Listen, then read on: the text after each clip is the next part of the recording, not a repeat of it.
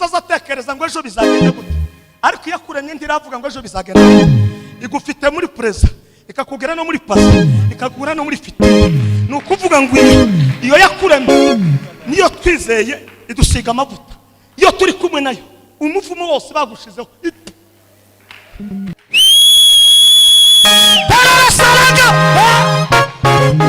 Umvikiza kidufasha kugira ngo umuvumo ababyeyi batuvumye utatugiraho imbaraga. N'ibintu bitatu nimbwira muti nuko uwo wizeye araruta so.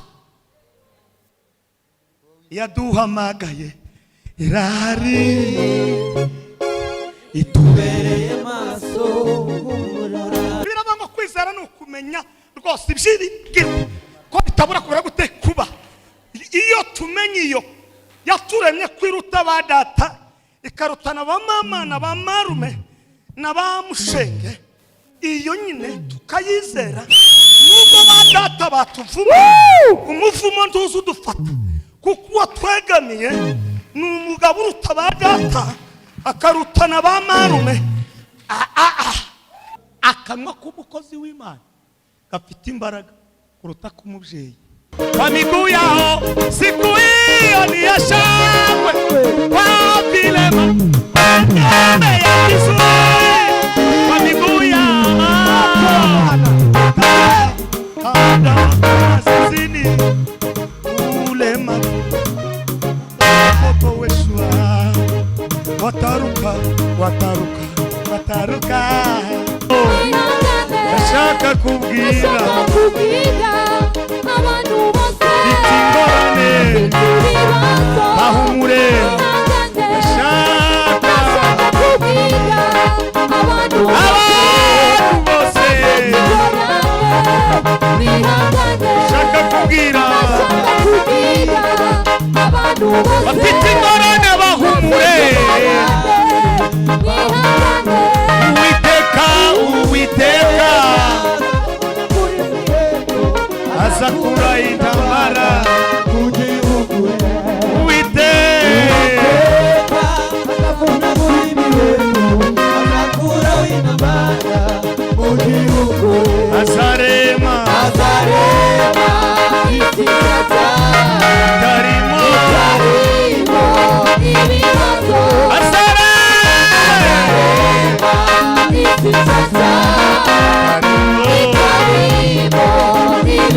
Azarema we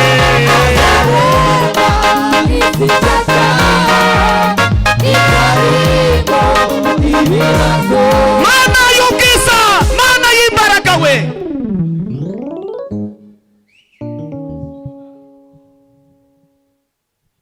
Abantu inkota zabo bazazicuramwo amasuka, n'amacumu bazayacura imbabuzo. Kuko ndashanga rizabangurira inkota, kandi ntabwo bazongera kwiga kurwana. Kuko isi Mana we abantu inkota zabo imaragasa yacura shangariza kandi ntabwo bazongera kwiga kuko isi we bizakwigwamo no kumenya Uwiteka. N'izina rya Yesu, n'izina ry'uwera wa Isiraheli. w'ihene intare izabana n'umwana w'intama umwana wonka. Urakoze Mana. Abera bose barahangaha ijambo ribaha ubwenge, ijambo ribahindure, ijambo ribazamure, ijambo rikize.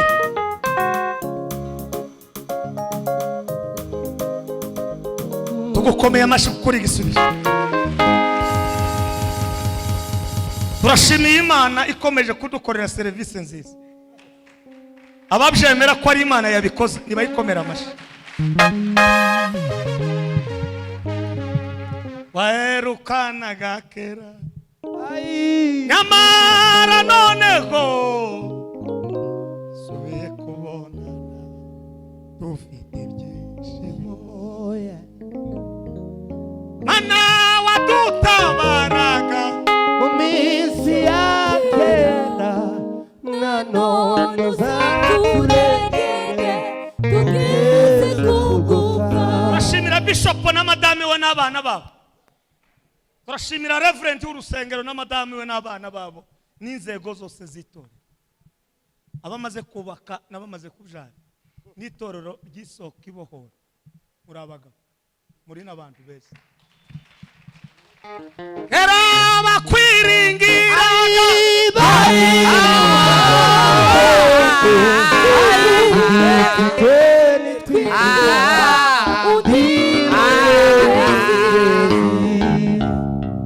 ukunda baramukije kandi ukunda bashimiye.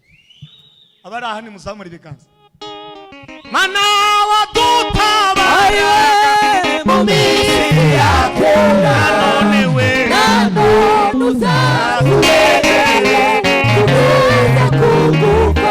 none uzaturengere tugeze kuguka. umuyaga w'ishuweri urinde uzatubere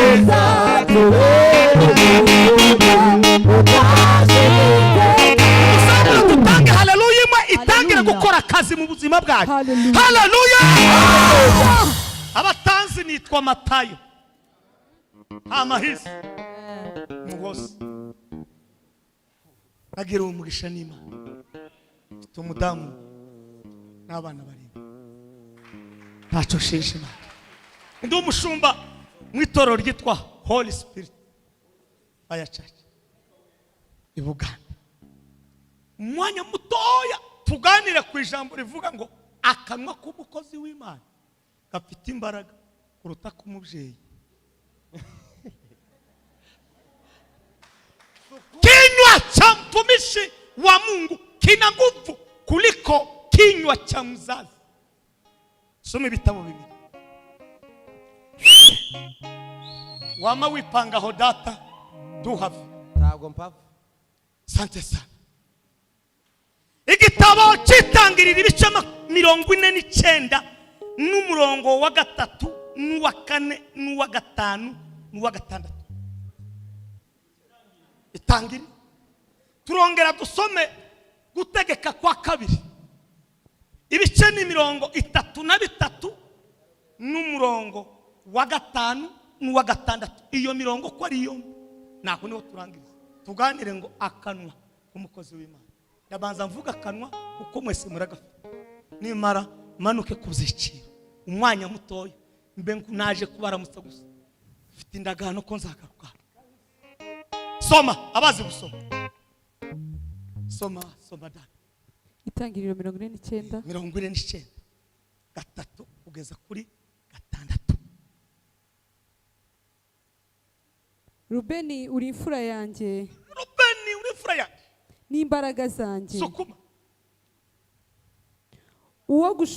uwo gushobora kubyara kwanjye kwatangiriyeho. aho Urushaho icyubahiro, urushaho gukomera. sukuma Uri nk'amazi nk'uko adahama hamwe, ntuzabona ubutware kuko wuriye uburiri bwa so. nubwo uri mwiza kandi ukaba n'imfura kandi ukaba uri n'amazi ariko tuzabona ubutware. Ndakurahiriye njewe so Yakobo tuzabona ubutware kuko wuriye iki Uburiri bwa so. aho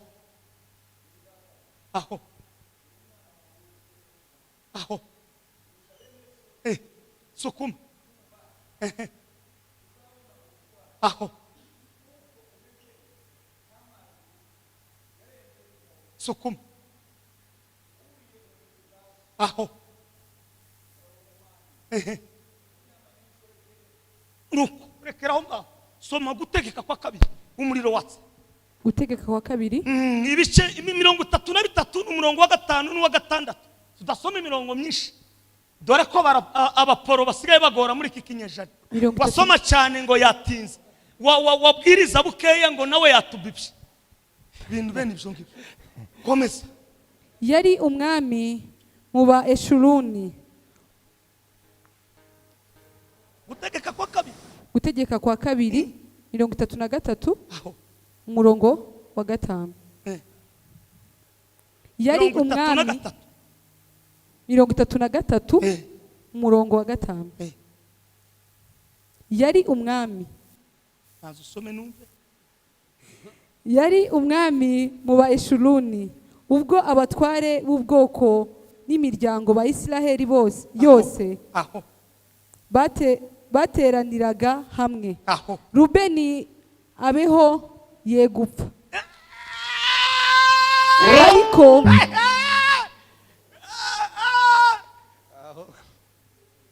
Rubeni wo mu itangiriro ruzaba umwana, ariko mu gutegeka kwa kabiri Rubeni abeho ye gupfa. Okay, soma icyo ngicyo rero. Muheze microphone, muheze umuriro wasi. Kinywa cha mtumishi wa Mungu ni zaidi kuliko kinywa cha mzazi. Reka dusome mu izina rya Yesu. Amen. Hariho ngo Musa umuntu w'Imana atarapfa, yasabiye Abisiraheli umugisha, agira ati Uhoraho yaje aturuka ku musozi wa Sinayi, yatungutse ku musozi wa Sinayi ameze nk'izuba rirashe. Yego. Yamurikishije abantu be ari ku musozi wa Parani. Yego. Yaturutse hagati y'abamarayika batabarika. Yafashe umuriro mu kuboko kwe kw'iburyo, abaha itegeko. Nukuri abakunda imiryango y'Abisiraheli, abo yiyeguriye bose. Gatandatu, soma kuri gatandatu. Haravuga ngo Musa yasabiye umugisha umuryango wa Rubeni, agira ati aba Rubeni barakabaho. Nako nashaka barakabaho. Barakabaho. Nako warangisha. Niryo jambo gusa. Mukomere ijambo ry'Imana amashimeshe cyane.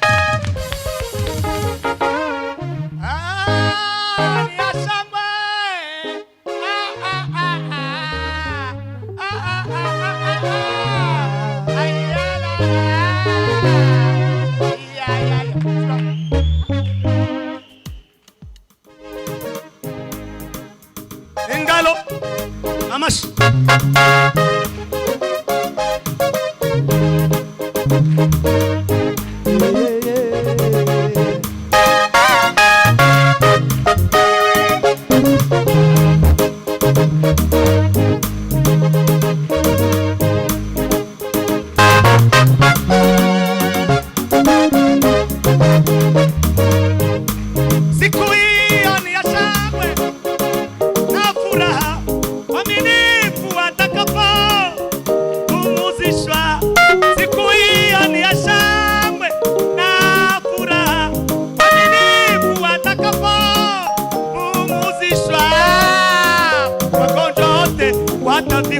Watavikwa isiona mili ya magonjwa.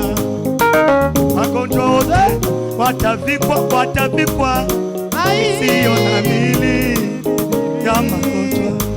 Siku hiyo ni ya shangwe kwa vile watembea vizuri kwa miguu yao. Siku hiyo ni ya shangwe kwa vile watembea vizuri kwa miguu yao.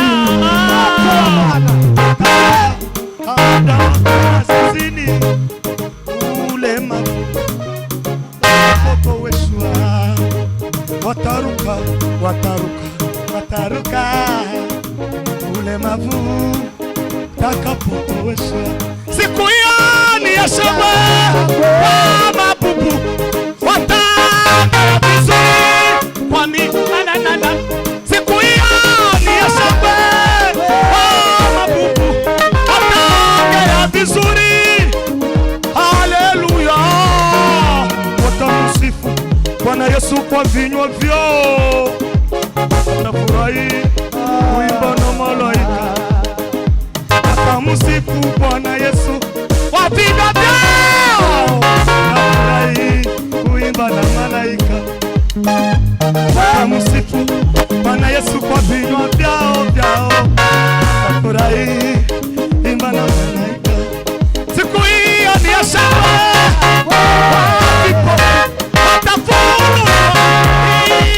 haleluya. Siku hiyo ni ya shangwe, vipofu watafunuliwa macho, haleluya. Watamwona Bwana Yesu kwa macho yao, watawaona watakatifu. Yame ni mwese mani chuma yongera nishire mu ijambo. Imana igumugisha protocol nimusamure cyane. Sema haleluya. Ndamukirizo wo mwisara umubwire ngo umva itangazo rivuye mu ijuru.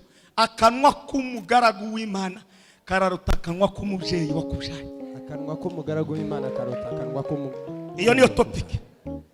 Utaza kuvuga ngo ngusize mucera gati. Sinzi aho wiriwe, sinzi ibikurimo. Naje kugukura nimba utari muri network ijuru n'amatayi. Tubazana itangazo rivuga ngo akanwa k'umukozi w'Imana. Okay. Abantu bose n'abantu kandi baremwe n'Imana. Hari ahantu hatatu tubonera umugisha. Nimuzamuregere mpano. Zamuregere mpavuga. Nimugere muke. Sema ambere ni kumwami w'igihugu. Mfalume akiongea. Omwami ngayogera kabaka. Naye gwanga lifuno mukisi. Aho na hambere. Akabi ni kumutambye wasizwe amavuta. Yavuze rimwe na rimwe isi yabyumva, ariko nyiri kumurema kuko yamushize mu gihe cye ngo ayiserukire ku isi, ikavuga ngo nindasubiza uyu mutipe ndi bazamuha agaciro. Nimugera muri amina.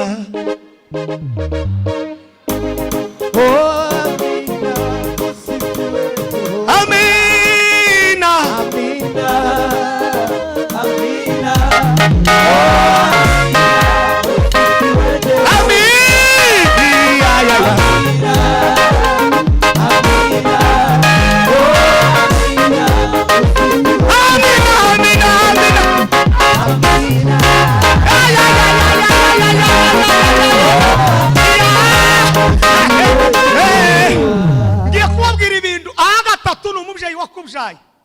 Ashobora kuba mwaravutse muri umunani ariko mwese mugira za kamere zitandukanye. Bamwe baje barakara vuba, abandi baje bavuga buke buke nka banyirarume. Ariko igihe kimwe ukaza nko kwishuka bigatuma ubabaza umubyeyi wawe, akava mu ijambo akagera gute akakuvuma. Nakuzana itangazo nimba barakuvuma uyu munsi wa none ijuru n'amatayo turahangaha umuvumura kuva.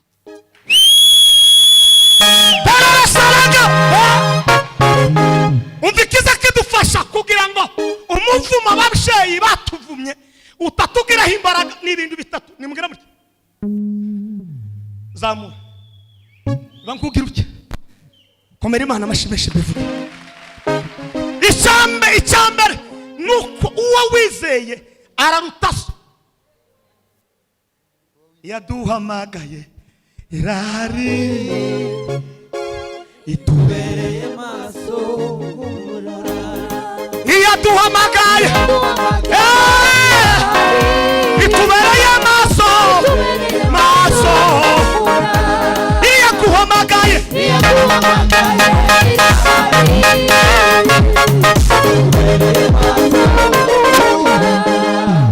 yawe isaza tekereza ngo ejo bizagenda gute, ariko yakuranye ndiravuga ngo ejo bizagenda igufite muri preza ikakugera no muri pasi ikakugura no muri fite. Ni ukuvuga ngo iyo yakuranye niyo twizeye idusiga amavuta. Iyo turi kumwe nayo umuvumo wose bagushizeho. Yaduhamagaye irari itubereye maso humura. Yaduhamagaye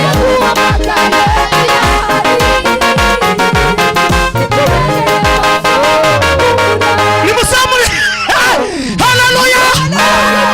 Icyakabiri ni ukuyizera. bitabura kubera gute kuba. Iyo tumenye iyo yaturemye kwiruta ba data ikarutana ba mama na ba marume na ba mushenge, iyo nyine tukayizera nubwo ba data batuvuma umuvumo ntuzi udufata, kuko watwegamiye ni umugabo uruta ba data akarutana ba marume. Yaduhamagaye irahari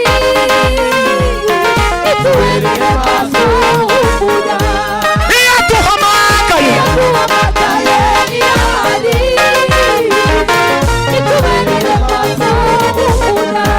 yame mwamenya amakuru nimumve icya gatatu nimuzamure. Haleluya. Icya gatatu ngwisha yubaha ijambo yavuganye n'umugaragu wawe, kubera kuko nguba yarasezeranye nawe mu isezerano. Attention, ikintu cyitwa isezerano, isezerano ry'Imana ibanga ryayo ryose y'ukuri nirihinduka. turakera banza urekisha gira sambura aha hantu imbe nguhaheza abakristo muri pase yawe. Abantu bazabona kuko bisa n'ibirangiye, mbese nkaho upfuye mu bintu bisa naho biremereye. Bwira aya makuru Mose muri ratse kandi ndanezerewe. Imana ihagacira ibintu bibiri, ihagacira ikintu yavuze kuri wowe, ihagacira ikintu yavuganye nawe, ikakongera ikagaciro ikintu wakoranye nayo. Ibintu bingahe? Nimunumva sikiya iramubwira ngo muzajana n'abamarayika. Mose muri levo yaragezemo na kapasite yararimo ntiyarakiriho kuvugana n'abamarayika. Umuntu uzi kuko yamenye Imana wakuremye muko muri kumwe nawe, ntukazakomeza kuvugana n'abamarayika ngo muze tujane. Abatipe n'abarakare bazaguhitana. Yo ni itangazo. Mana utumanurira abamarayika bamanutse kera kubw'ijambo ryande ry'Imana, ntugasubire kubahamagara, bari kumwe nawe barakurinze igitondo n'umugoroba. Mose yamazamuka mu rwego yaragezemo, aravuga ngo urwego nuko kuvugana na Mose. Abwira Imana ngo nimba utaje ngo tujane nawe hapatoke mutwa. Iyo wakiriye agakiza ugomba kwiyemera. Iyo umuririmbyi uririmba soprano ugomba kwiyemera. Iyo uri umucuruzi uri mu iduka ugomba kwiyemera. Iyo uri umuntu uzi kwambara ugomba kwambara n'abantu bose bakavuga ngo uyu mutipe aratwemeje. Iyo uri umuntu uzi gukora business ugatanga customer care, ugomba kugara mu iduka ryawe ugatanga customer care. Abantu bakava Nyamata bakaza kukugurira hano mu mujyi bagatambuka andi maduka yose. Kubera iki? Wiyemeye mucyo ukora mu bishimana nabyo. Mu bishimana nabyo. Iyo tumaze kumenya kuko tutari abantu bashizweho umuvumo, nubwo bawudushizeho n'abantu kandi twagutse muri bo, haraho inyenyeri izimanuka wa muvumo badushizeho barangiza bakaturaho ijambo bakavuga ngo uyu muvumo nugere gute nuveho. Munemerere fate kamushwa kubera sante nziza.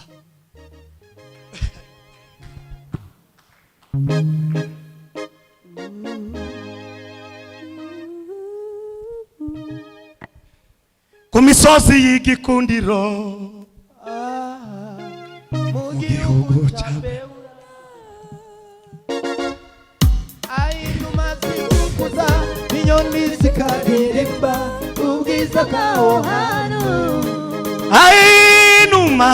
Inuma zikuza inyoni zikaririmba ubwiza bwaho hantu. Okay, umukozi w'Imana azahindura na phrase Imana yavuze. Ni munumva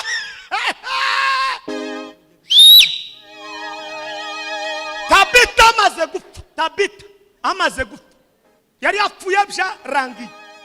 Batuma hehe ku mukozi w'iki w'Imana? Apana ndi batumye kwa nyumba kumi ku mukozi w'iki.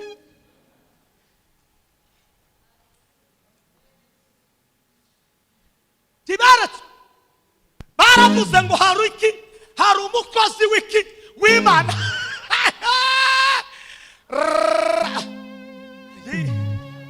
Nimumenya agaciro k'abakozi b'Imana bari muri isoko ibohora. Imivumo babashizeho ngo tugira karande, iyo niba mu mutima wawe naje kwikubitagura mu izina ryande rya Yesu Kristo. Tugasubira gutekereza ngo ariho za karande, ngo twavukiye mu Bugesera, ngo n'amakuru ngo bagiye mu bapfumu, nibo bagiye, ariko wowe uri wowe nyine kuko uri kumwe n'abakozi b'iki b'Imana. Petero aravuga ngo hapasi mutu hapa. Imana yari yatuye abantu barize hapasi mutu hapa. Ashimwe data mu ijuru. Nimumve ijambo. Imana ivugana na Mose iramubwira ngo abatipe bakoza amanyanga. Ubwo bayakoze ngiye kubicana. Imana yamibwira Mose ngiye kubisha. Mose abwira Imana, okay, yakibazo sinogenda impaka nawe ura mu gitabo cy'ubugingo kikuremo. Imana ngo iragize. Nimumva abakozi b'Imana we yame ntimukaza ngo turi babyara abanyu. Tituri babyara abantu, turabakozi b'Imana. Nimugire muke ngo bamatayo kandi ngo baje hano uye tugatwara bamatayo ni benshi. Karibu mama Bishop, Imana ikugire neza kandi turakwishimiye, twari tunabakumbuye. Ijuru n'amatayo simvugiye abandi gasinzi network yabo, ariko ijuru n'amatayo twari tubakumbuye. Masa na confidence yamabwira Imana ngo Mana kura mu gitabo sa abazumva ko wadukuye iriya twavuganye uyu munsi ngura tumaze iyo phrase ari wowe wavuze bazavuga abakozi b'Imana. Ariko nimugera muti Imana ibagu mumenye agaciro kiki k'abakozi. Ntabwo turi babyara abantu mbisubiyemo, turi abakozi b'Imana. Nitwe Imana yashize kuri iyi si, uko turi ba ambassadeur turapresente ijuru, turi ba gouverneur ba meya w'umugi b'ijuru, turahangaha dupresente ntimwabyumva, ariko bari mu muka ko barabyumva. Iyo tugeze ahantu bazimba zavuga ngo ugeze hano ni mwenyewe. Nuko Imana iravuga ngo ke singikuye mu gitabo, ariko abatipe zagenda ngora gahunda yanje ko kugenda kuraho umuntu. Reka mbabaze Imana na Mose ninde mukuru? None kubera iki yanze kwica uwo Mose? Ndamukezo mucanye mubwire ngo uyu Mose uzabubaha umukozi w'Imana. Muramutse nawe ramutse umugabo wawe zumubaha, nubwo ari umugabo wawe n'umukozi w'Imana tukazumukira. Nimukomere Imana bashimisha. Umukozi w'Imana azamanuka ikigega kimaze kuba empty, yageraho akaba ari uhishurirwa kandi cyavuze. Imana ikamivuga ngo nindakora iki ibintu bizaba bihindutse. Mvuga aya magambo, amakuru naya Eliya ntabwo ari Imana yamubwiye ngo hagarika imvura, yamavuga ngo Eliya ndavuze wamvura urumva imuzasubira kugwa. Imana nayo iri mu ijambo avuga ngo uyuvuze ni umukozi w'iki waje. Hariho bimwe tuza tuvuga tukakwatura kandi tutahanuye, ariko kuko turi abakozi b'iki b'Imana bikakugira impact. Ndagutangarisha ibibazo byose ufite byakokamye bikugoye bikuremereye uyu mugoroba Uwiteka bibukureho mu izina ryande rya Yesu Kristo. Nimuzamure ibiganza byanyu. Nimumve ikindi umuka bishuri Elisa aramanuka ngo agere Yeriko. Elisa ngo agere hehe Yeriko, bamuheza raporo inka ziraramburura. Sose abagore bazabyara iki utumu. Elisa yamababwira ngo nimugende muzane umunyu. Ese mbabaza nta munyu wari uhari. Abakozi b'Imana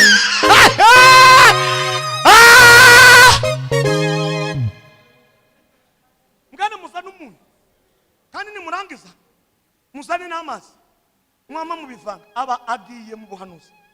Yesu ni umunyu w'iki w'isi n'amazi y'iki y'ubugingo. Noneho ijuru riravuga ati umutipe dushuri kavuga ko turi umunyu w'isi tukaba n'amazi y'ubugingo.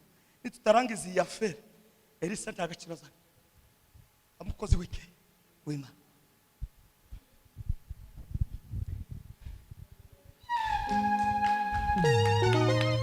Tengeneza mambo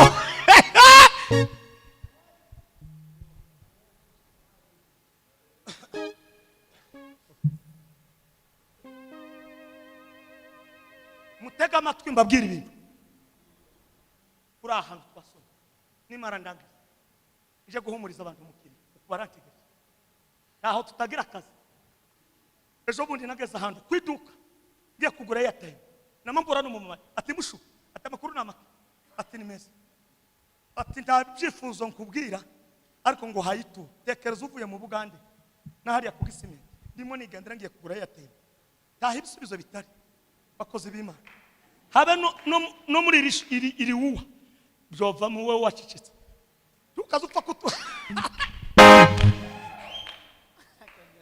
mbwira Bishop Karege ndamubwira ituro kera ririnje tugenda ahantu gukora siporo ahantu ndakavuze abantu bakiri hasi cyane haramavuga ngo umuntu yoje hanga tuja muri sama bamadushike tusanga abantu 8 bamatangira kumbwira ngo dore wa muvuga butumwa ngo mwamata ngo dore wa mupasiteri ngo mwamata ngo mwamata noneho ndaceceka ngo ni wowe twakubwira ngo tugiye gutanga ituro ngo ibintu byose bya sauna si wowe ubyishura ngo nitwe tubyishura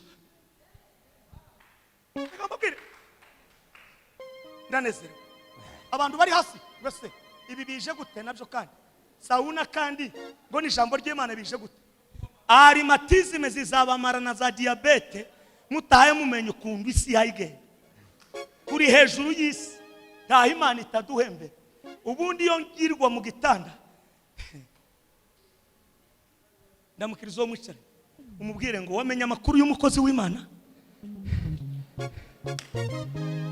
kandi gitangaza bakatuvuga ngo twamubonye ngo yicaye ahantu mu kabari aho none se mu kabari ni mu ijuru si kwisi ngo muze mumureba neza wowe ufite inshingano zo gukurikirana umukozi w'Imana hagenda aho tuza tugenda hose twakora ama operation haba no mu kabari tubakurayo twagaranya Bugogo tukabakurayo twebwe abakozi b'Imana ndaho tutimiriwe kwinjira hose turahinjira reka mbabwire Yesu yageze mu ndaya kandi indaya nizo zaje kugera gute kumukora operation zitanga na finance none wowe ngo zaje mu kabari none haraho twimiriwe abakozi b'Imana hoje turahasha twarangiza tukahitwara neza tukacapinjiri abatipe tukabazana twarangiza kubazana imivumo n'imikanyari yari bariho tugakubita kura tugatwika umukobwa utari ufite isezerano ryo gushakwa akaba yinjiye muri password yo gushakwa ubukwe bukaba akabyara abahungu n'abakobwa kubera iki abakozi b'Imana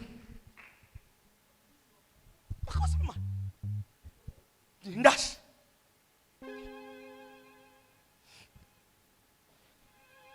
Marima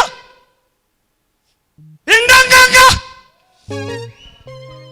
ilangangila la satata mami mamantangela ke kololo ilarisa na mari desaforme rigasiti pe passer mukozi wiki ongera munda mukiza umubwire nkuvuye umunsi wa none kurakanwa ko kuvuga umukozi w'Imana ndimungana revu munda mutse umubwire nashaka bari ari umuhungu wawe ndimungana afitani mavuta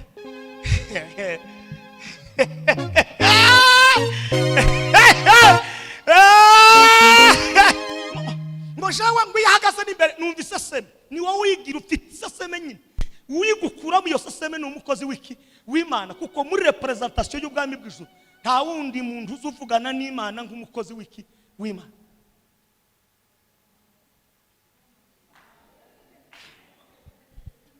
Yakobo yabyaye abana 10 n'abangahe wa 13 n'umukobwa muri Isirayeli umuco wa Isirayeli umukobwa ndiyagazagira gute yagazavu ariko muri abo bana ifura yarinde yari Rubeni ngo umusumwe ngo akora ngo aja gufata ishoreke ngo azijana ku gitanda cyande cyase Isara bimenyera amubwira ngo Rube uri umunyagikundiro uri n'ifura ni wowe ugomba guhabwa umurage ariko kuvuye umunsi wa none nimumva makuru aho ni hehe nimwitangire nimuntegere kuva iraza Imana iraceceka yavuga ijambo kuri nde kuri Rube kubara kuraza kandi ngo babare Imana ndiyavuga kuri nde kuri Rube abarewe baraza ngo baje kugera ku barewe gutya Imana ndiyavuga kuri nde kuri Rube gutegeka kwa kabiri kuraza Imana ndiyavuga kuri nde kuri Rube Mose ngo acomoke gutya ibice by'itangiriro ni 50 mu gice cya 49 ni Imana yamanuye ijambo rivuye mu kanwa k'umubyeyi, kuko Bibiliya ivuga ngo akanwa k'umubyeyi icyo avuze biba neza neza, ariko ikiza kibihindura ni akanwa k'iki k'umugaragu w'Imana. Ongera uramutse wo mwishana umubwire ngo aba si abantu, ni abantu b'ijuru. Umve ahandi ubyemera. Nushaka kuririmbe usare, nushaka kuririmbe ugira alto na soprano, ugira na tenor, ariko Bishop Alexis yaje akavuga ngo kuvuye umunsi wa none umuvumo kuvuyeho, Reverend Charles akaza ngo umuvumo kuvuyeho, ukamugenda ugatanga ituro biba birangiye. Yabiziri ko ntimubyumva kuko biri muri level yo hejuru cyane. Giye kuvuga aya magambo ngo arangize ngo bagere mu gutegeka kwa kabe, igihe cyo mugaragu Mose wa muntu Imana yahamagaye akabwira Imana ngo ibintu biba, Imana ikabyemera ngo yishire mu murage. Kandi abahanga babiri baravuga ngo bari bageze mu gisekuruza cyakangahe cya gatanu. Rubeni yarageze gute? Yarapfuye. Ndashaka kuvuga iki? Umugisha w'Imana uva mu gisekuruza cya mbere no mu cya kabiri no mu cya gatatu no mu cya kane no mu cya gatanu no mu cya cumi n'icumi na kane.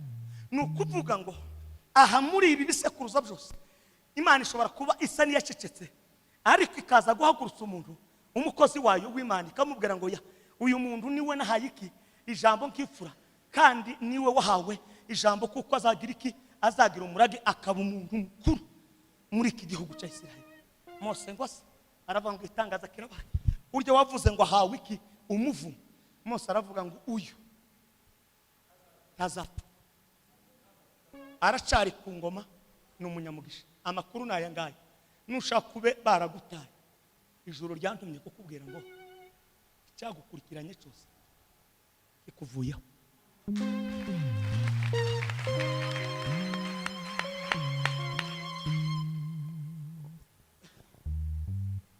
Nageze Lubumbashi, umukobwa umaraza yaravuye South Africa, arambwira ngo data yaramvuma, nza nshakwa ukwezi kumwe kaba mpavuyemo, nashakwa ukundi kwezi kaba mvuyemo, nongera gushakwa amezi abiri kaba mvuyemo. Ndamubwira ngo uhuye n'umukozi w'Imana, namamwikaho n'ubwisi Imana yashize, ndamusengera. Hari 2013 ubwo nibwo navuye aho nja Kinshasa, haramana nabe kuva uwo munsi ndamusengera, arashaka ubu afite abana be. Yakubitaga mu nzu ukwezi kumwe, akaba umudayimoni wo kumusohora gusa. Attention n'aba bantu muhamubona ngo ya divorce, ejo bashatse undi mugabo. Hari abazimu bakurikiranye ubwoko bw'Imana. Ndagira ngo mbatangarize bagaragu b'Imana bari hano, niduhagarare dusibiriya myenge kindi cyo kinyejana. Imana yarayimvumburiye amagambo, irambwira ngo nitwe yahaye iki nimuzamura ibiganza byanyu nimuvuge ngo haleluya. Petero yari umukozi w'Imana, wabonaga Petero afite inkota agaca umuntu gutwe, yemeraga ko Petero ejo azaba umuntu uzakora iki, uzabwiriza 5,000 bigakizwa ku musumo. Ngo arangize kuko Imana yari imaze kumubona ko ari umukozi w'Imana. Ninde utagira intege nke, ninde utazigira ngo nawe yokora ngo yorye n'amafaranga y'ikanisa. None se murashaka ngo argende murashaka ko argende gahe nimuze muyarye, nimuze muyarye arye ngo amafaranga yose y'ikanisa ngo yararye. None urashaka ngo akigitangaza muza muyarya mu gitondo no kumugoroba no kumanywa, namwe muyatange mu gitondo no kumugoroba no kuyama. Biblia inavuga ngo ngukora kuki anayefanya kazi ya Mungu kwenye madhabahu atumie hapo. None gitifu arahanga narangiza ngo gitifu ngo tajya kuki akorera. None urashaka ngo arye, simvuze ngo arye ruswa. None nahemba ngo yengo uri guteba muhemba, ni guteba ngende ukube gitifu. Iyo nyenyeri ndu uyifite ni gitifu. Tanda we ngo nabo barakabisha, kandi ngo yamaze gushiramo na bene wabo mu maturo. None se agushiramo ufite inyenyeri yo kuyajera kureba ugomba gukora hanga hasi wowe ngo unukorera Imana hasigaye ijuru rikomeze rikwagwa.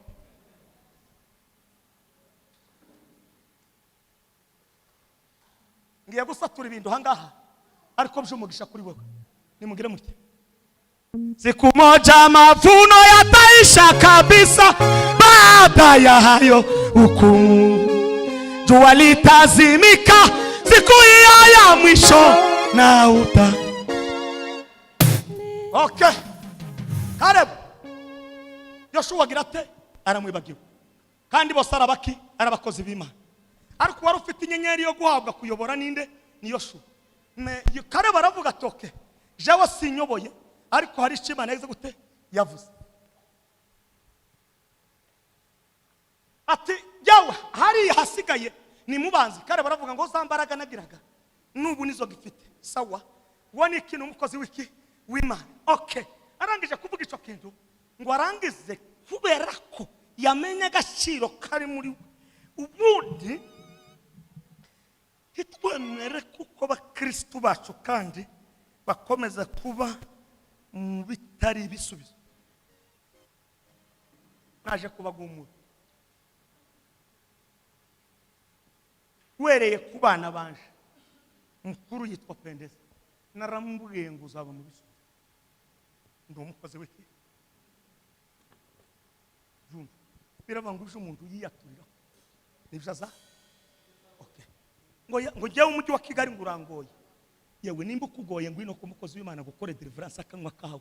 Imana ntiyakaremye kuvuga ngo ibintu birakora ngo kandi ngo bubukwe kuko ndabona butazaba nuko nyine byarangiye. Abo ni abadayimoni bakuru, abadayimoni so gutera imigeri ngo turagiye kutamenya ibikurimo Imana yagushizemo ni byiza. Hanyuma mu gihe wibwe igihe cyo kutamenya ibikurimo ngwino ku mukozi w'Imana umubwire ngo sengera jamenya kwato. Negera umuhungu wanje yitwa Timote, ndamubwira ngo Timote wowe uzaba umudokiteri. Karashara akana k'imyaka 12 none ubu ari mu wakangahe mu wa 3 secondaire, afite imyaka 15 kandi afite bourse kugeza igihe azagira iki azarangiriza akaba umudokiteri. Tegereza akanwa k'umukozi w'Imana.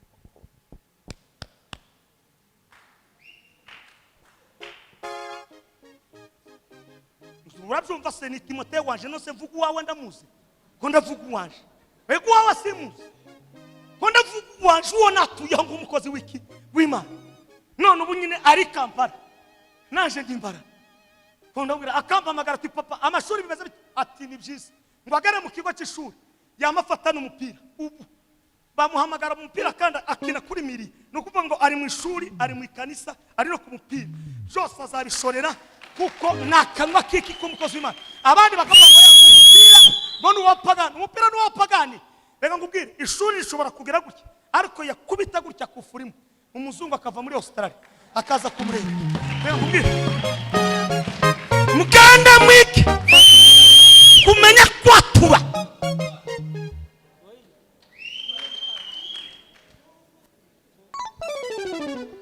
ngo akakana ngo ndimukubona nta kintu kazavamo kazavamo ikintu icyo tumugira umugisha kuvamo ikintu muri uyu muntu wavuze ngo ndazavamo ikintu nuko uwo muzana muri adresse y'umukozi w'iki w'Imana. Ndazamuka umudamu wanje wa mbere yitaba Imana, arangije kwitaba Imana namavuga ngo jewe nize sindi umulisansi nize make ariko nzashaka wageze gute uwize tiwise usubira ushaka kandi umuntu utize abaswa babiri.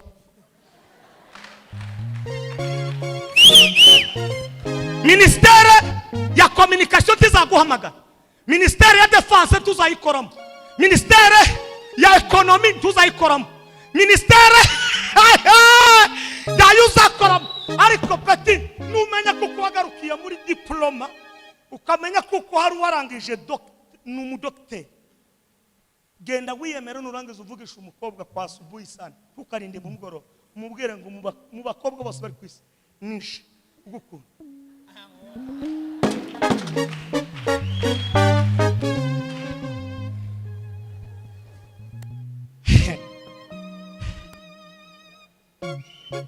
Ni mukomere Imana amashimeshi dangiza. Nari cyavuga mu wanje sinaje kubirata.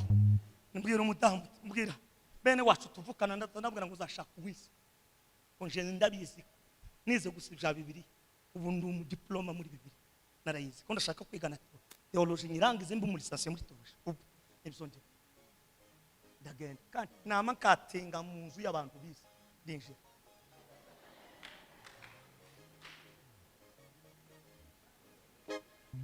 ni mumva ko Imana izivuga. Imana yadushize ku isi kugira ngo irebe imitekerereze yacu kwiri over itari down.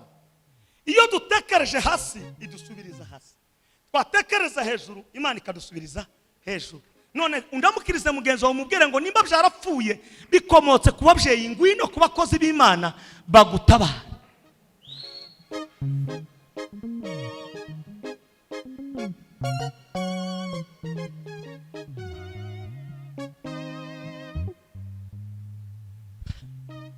Bibiri na kane tuturangisha 2005 2006 na Bishop Karegeyo mwabonye hano tukinjira muri inzu tugatarama kinjira mu yindi tugatarama batwita amazina baratwita amazina barayatwita amwe tutobabwira ubunyi twoyababwira mwose ibintu bigakomera utu tugabona urumve turabagabo kandi twarakoye tutagira n'amadeni ko badatabukwe bakavuga ngo utu tugabo ngo twinzerereze kandi uko twagera ahantu abadayimoni bahari bakahava tugasengera abantu abana bakiga amashuri bakarangiza tugakera ahantu abantu babuze za visa ijuru n'amatayo n'ijuru na Karegeya tukabasingiriza za visa twagera ahantu hatari abana ingumba abantu bakabona iki bakabona abana abadokteri barababuze warangiza umuntu akadusuzugura ubu na ishuri wo kubazanira ijambo ni mumenya agaciro kiki kumukozi w'Imana ibyagukurikiye bikomoka ku babyeyi niba shaka ibaye banyogosenge ndagutangarije uyu mugoroba wa none bikuveho mu izina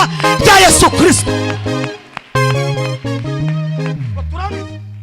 Umusuma umukobwa umwe w'umugogwe avuka muri Masisi Nord Kivu yitwa Sifa imyaka 18 yarabuze umwana ngo dukubite mu kigisenge ijuru n'amatayi atwitaho aratugaburira warangize kutugaburira twamatumudumi ngo tumuduye ngo aje kuba muri sasabo irambwira uyu mugabo irambwira ngo si ubugumba burashize reka mbabaza imyaka 18 kuragera se ngo bene wabo bagogwe ninde harimo abadokteri bize harimo abantu babahanga bakomeye ariko umutipe wo mu bibogobogo bapfe kumanuka gusa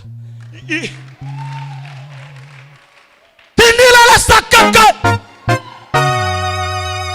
aho yavuze ngo beshi batwita bakene batazi kuko dutungishije beshi nico gituma turi umuco wabeshi muri isi reka ngubwire ntabwo turi bibonge ariko muri kiro tuko bibonge zo tukubita imisozi ikavaho harangiza mugaseka n'abamaze iminsi batarota neza mugane murote neza kuzageza impanda y'Imana izavuga nangirisha muri aya magambo nari naje kubaramutsa gusa none ngo turangize turasenga Imana yambwira ngo si uzabyara umwana azaba afite ikibibiha umva Imana erega ntabara ritaba mu ijuru ayo yose mabara mubona nayo bashira ku nzu nayo mutaka mu mazu no gushira hindabyo byose amabara yose abahehe aba mu ijuru Imana yambwira ngo azaba afite ikibibi abatazi ikibibi no kumuyangana kiri cyakabi azakubagana zoza amena ibirahuri tukamukubite no mukubita azahita agenda apfe. Yes. Umuhungu yamacomo yitwa Kalebu Edi no baraha uzakurikiza umukobwa abafita yaguze iki amata gusa agura n'ibiro bingahe byinga kandi byose sinabirangije tuzadukoraho gusa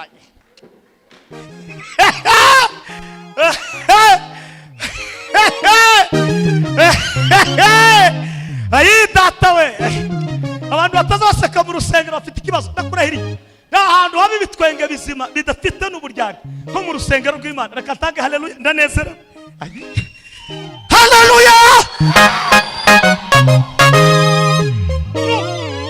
yo ngazi gisheni sifaza nita ngo data papa akanita papa urebe isaraha ariko amanita ngo papa amavuta gusa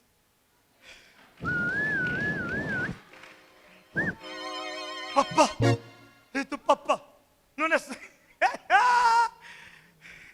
ndabizi no muri bene wanyu harabize bamwe n'abalisansi muri economy abandi cyongereza tuvuge probleme barakujwigirije kugezana n'ubu nyine tangazo niringiri ijuru ryandumye ngo ijananiranye nubwo babashizaho bindi bitagenda uyu mugoroba w'uyu munsi wa none tugiye gusenga kugira ngo bigire gute biveho.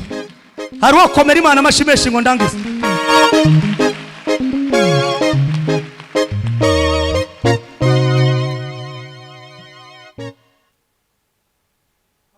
Uhamya bumwe nimugire mutya,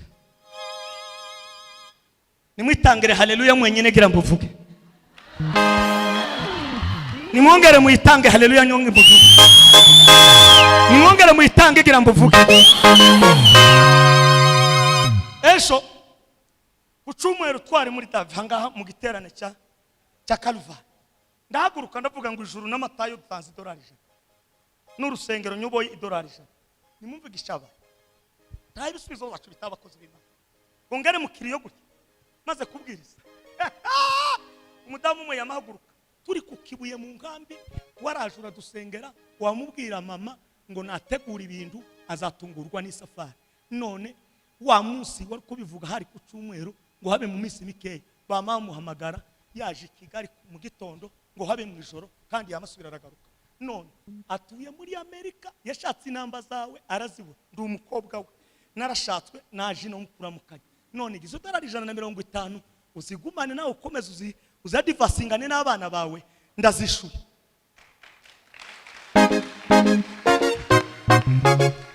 Kinywa akanwa k'umukozi w'Imana kandi narazitanze gutya mu rusengero, abantu bose numva barasetse. Ndabise nakoze igitangaza, reka mbabwire nta kindi kigira umurongo hano muri aya maboko nk'amafaranga. Gira uti Imana yaguhe, Imana yabahe. Nubu mufite amademande mujuje mwaho mwagiye mugira mute musaba utuzi. Reka mbabwire nari maze kubwira umugore ngo akore kuri account ashobora izo $100 namara zohereza. None mu gitondo mshuka mubwira namubwira ngo ntusubire gukora kuri ya mafaranga, ijuru kera ryazanye undi. Kinywa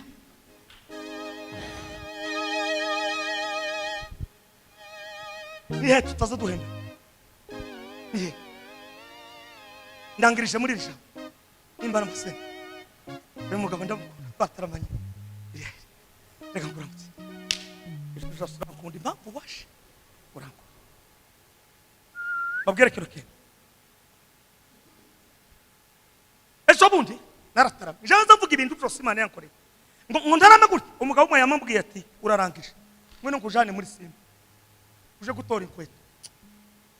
Noneho muri pase kibuka ko nigeze kwambara inkweto iratoboka kandi ni umuririmbyi, abantu turirimbira turi burasirazuba. Noneho abari bose bafata kuki mazu. Noneho gatekereza se uyu ni wa mugabo wigeze kwambara inkweto kubera gahumuro kabi abantu bafata ku mazu. None ubu basiga bakashira mu modoka ngo uninje gutora inkweto. Wabyumva se n'ibyawe n'iby'ijuru n'amatayo.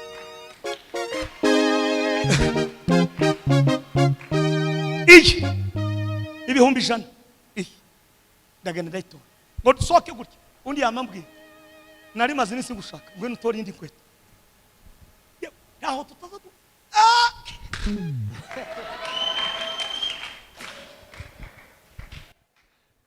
Mana wadutabaraga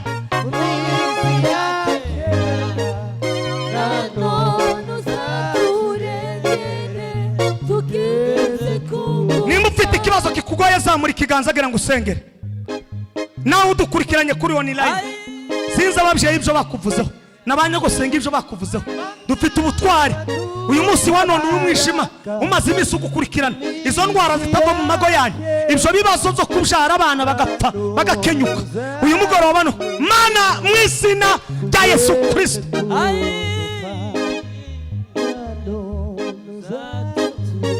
Nubwo Yakobo yavuze umubyeyi wacu, ariko Rubeni ni umunyasezerano. Musa ndabaracahana kandi Musa wake na Musa w'isezerano risha ni Yesu Kristo. Turategetse uyu munsi wa none uyu mukobwa ninjire mu bisubizo bye, uyu mugabo ninjire mu bisubizo bye, uyu mucuruzi ninjire mu bisubizo bye, uyu muntu umaze iminsi mu ntambara ngo ababyeyi ngo baramupfuma kuyeho iryo jambo ndarihanaguye ukuboko k'Uwiteka Imana data kugere ku buzima bwawe.